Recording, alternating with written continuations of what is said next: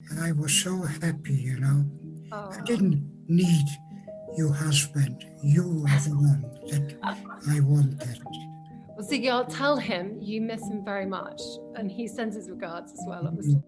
Manfred and Ziggy, hello. Hello, hello.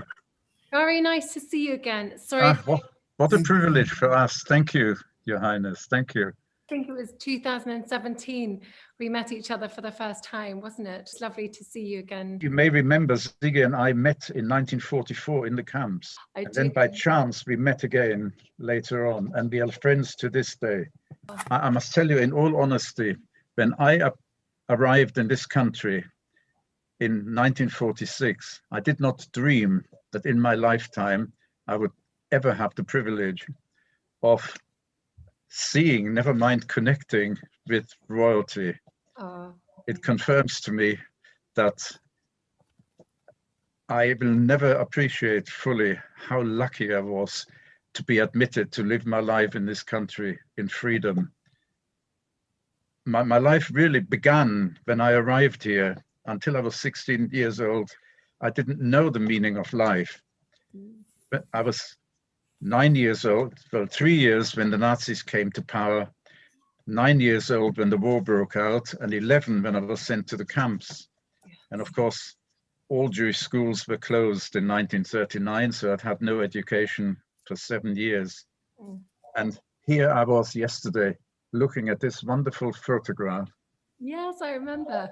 Does it bring back memories to you? Absolutely. It feels like it was yesterday, Manfred. It doesn't feel like it was that long ago. Yes, indeed. The Nazis insisted that my father left Germany within 24 hours of obtaining that visa. And 2 weeks later, the war began. And that meant my father spent the war years in England. And the mother with 2 children, was trapped in Germany. So we didn't see my father. He didn't know the fate of his family throughout the war for 6 long years. Post-war, with the help of a British welfare officer, a search was begun, and it took 3 months or so before we made contact with my father. And he, of course, applied for permission for us to come and join him. And that is how I came to the UK. After that, Manfred, were you all able to be together again as a family? Yes, we lived as a family.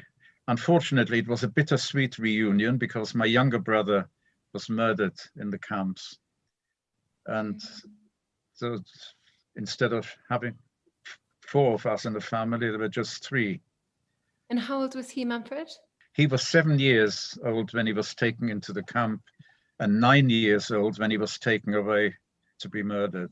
In 1944, they said, we've got to get rid of everybody because the Russians are very near. Could I, if I want to, I can go with a metal factory where I worked to Germany. So after a few days, we came to the station. And I said to my grandmother, I can't see any trains. She said, they're standing in front of you. I said, that's not for us, that's for animals, not for me. Anyway, they opened those doors, they get it in, and they started putting people in. There was no way you could sit down. If you sat down, they sat on top of you. So I didn't know. So I was praying, maybe I was so bad, that I said to myself, I hope somebody will die, I'll have where to sit down. And next morning, every morning they used to take out the dead bodies.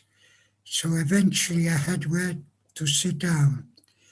And, and I can get rid of it, up till today, how could I think a thing like that to see somebody dying? So I had where to sit down. That's what they made me do. Eventually we arrived one early morning, they opened the door, and we didn't know where we were, and somebody said, oh, it's Auschwitz, which is Auschwitz.